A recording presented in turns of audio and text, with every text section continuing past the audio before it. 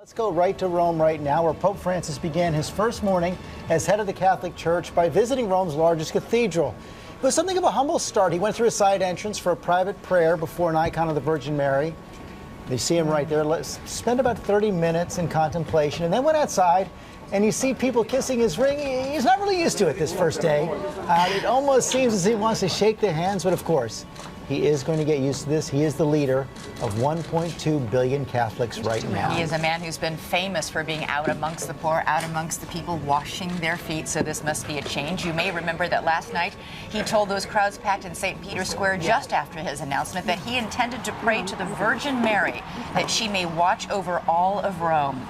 And Pope Francis told the cardinals that he plans to call on retired Pope Benedict in the next few days. That is something else we've never seen before coming up.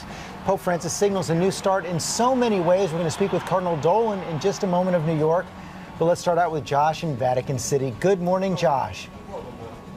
Good morning to you, George, and what a night, what history to have seen here as the world still reacts to the selection of Pope Francis as history's 266th Supreme Pontiff.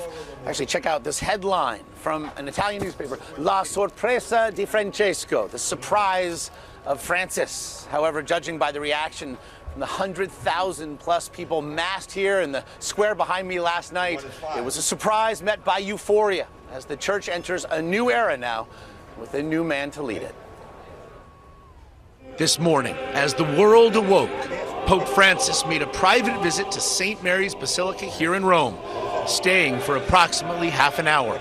The Vatican press office also told reporters that the new pope stopped briefly at the Casa del Clero, the residence where he had been staying in Rome prior to conclave, to fetch his belongings.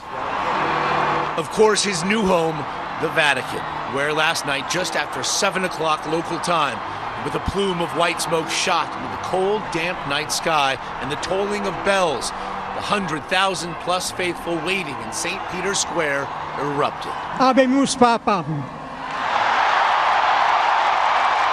And after another hour of frenzied anticipation, Cardinal Jorge Bergoglio emerged, introduced as Pope Francis, and bowed to his people.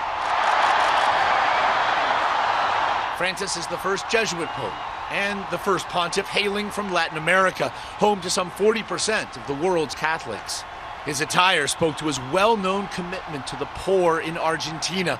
He wore a simple wooden cross and eschewed the scarlet mozzetta past popes have traditionally worn over their white wool robes. And in his first address to his new congregation, Francis acknowledged his far-flung roots. The duty of the conclave was to give a bishop to Rome. My fellow cardinals went and found one all the way at the end of the world, but here we are. He offered his vision for the church's uncertain future, one grounded in brotherhood. Let's pray always for each other. Let's pray for the whole world. May there be a great brotherhood.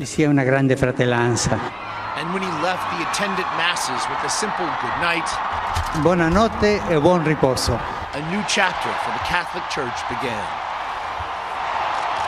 He's actually a shy and humble man who later asked the crowd to pray for him. And so Pope Francis begins this new chapter, and he's off to a very busy start. Later today, he will celebrate Mass with the cardinal electors in the Sistine Chapel, where he was asked to accept the role as Pope. And then in 5 days' time, on Tuesday morning, his official inaugural Mass at St. Peter's Basilica just behind me will take place. So obviously a busy next few days for the new Holy Father.